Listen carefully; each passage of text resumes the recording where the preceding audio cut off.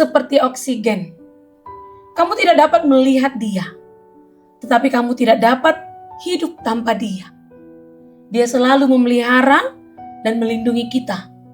Maka kenalilah selalu penyertaan-Nya melalui firman-Nya. Kita berdoa. Damai sejahtera Allah yang melampaui segala akal, kiranya memelihara hati dan pikiran kamu sekalian, di dalam nama Tuhan Yesus Kristus. Amin. Jemaat Tuhan, Renungan Harian AKBP Resort Sutoyo, Rabu 27 Maret 2024, tertulis di Yesekiel 34 ayat 16. Demikian firman Tuhan.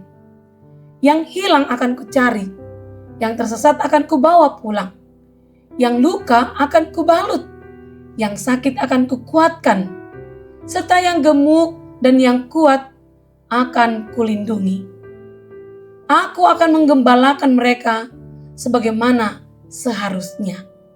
Dalam bahasa Batak dikatakan, Luluaku ma namagoi, jala mulak buanoku natar depari, jala litaku do na mabugangi, jala pargogoku do namar sahiti, alai anggo namok mokido nagogoi, siapanokku do, ausa diri tahe marmahatca maritehite uhum.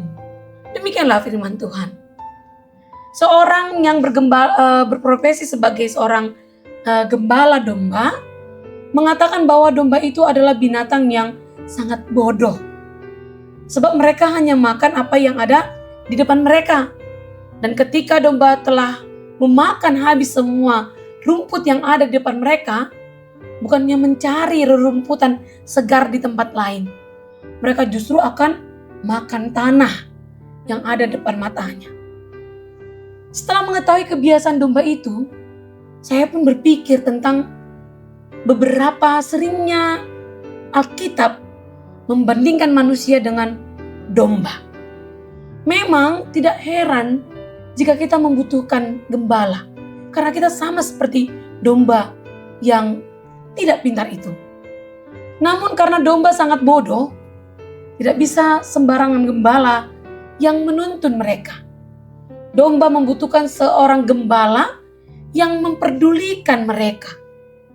Firman ini adalah janji Tuhan kepada umat Israel yang adalah umat kesayangannya. Tuhan menggambarkan dirinya sebagai gembala yang peduli dan umat Israel sebagai kawanan domba. Ini juga merupakan nubuat dari Nabi Yesekiel tentang Kristus yang adalah gembala yang baik jauh sebelum ia dilahirkan. Firman ini disampaikan Nabi Yesekiel kepada umat Allah yang ketika itu menjadi tawanan dalam pembuangan di Babel. Ia membandingkan mereka dengan domba yang dituntun oleh gembala yang jahat. Alih-alih mempedulikan kawanan dombanya, para pemimpin Israel telah memeras dan memanfaatkan mereka, lalu meninggalkan mereka menjadi mangsa bagi segala binatang di hutan. Namun umat Allah masih memiliki pengharapan. Allah sang gembala yang baik itu berjanji untuk menyelamatkan bangsa itu dari para pemimpin yang telah memeras mereka. Dia berjanji untuk membawa mereka pulang, menuntun mereka kepada rumput yang subur dan memberi mereka tempat yang tenang. Allah akan menyembuhkan yang terluka dan mencari yang hilang. Dia akan mengusir binatang liar sehingga kawanan dombanya akan diam dengan aman dan tentram. Kawanan domba Allah sangat membutuhkan perhatian dan tuntunan yang lemah lembut. Tuhan Yesus Kristuslah sang gembala itu yang menjadi penggenapan nubuat yang disampaikan oleh Nabi Yesekiel.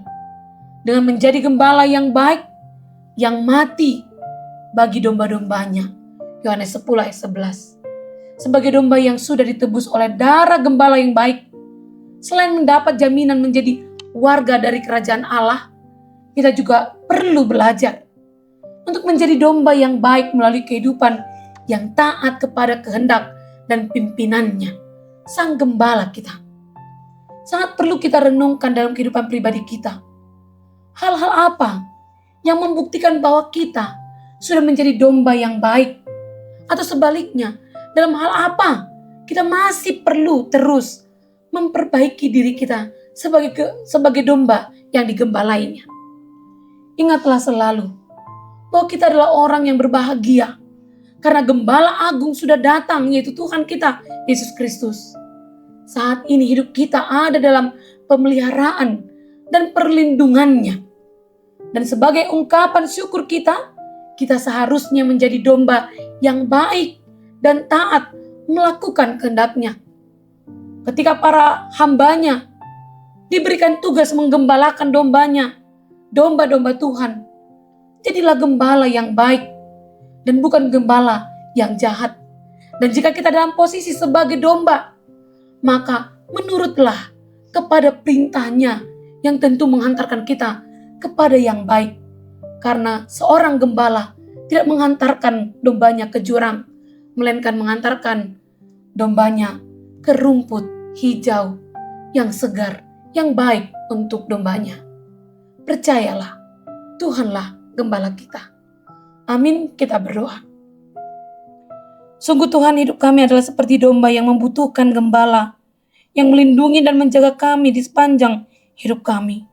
Oleh karena itu kami memohon agar Engkau senantiasa berbelas kasih menjadi gembala kami, agar hidup kami penuh dengan kekuatan menghadapi kesulitan dan penuh sukacita dalam segala keadaan.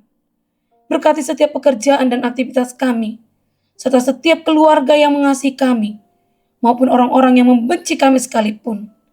Tanamkan kedamaian bagi kami, meskipun kami menghadapi ancaman kejahatan di sekitar kami. Karena Engkaulah gembala kami, yang akan selalu melindungi kami dari kuasa si jahat. Berilah hati yang setia bagi kami, untuk terus merenungkan dan menghidupi firman-Mu, sebagai bentuk penggembalaan bagi kami, dan sebagai kami domba-domba yang Engkau kasihi. Terima kasih Tuhan, di dalam nama-Mu kami berdoa.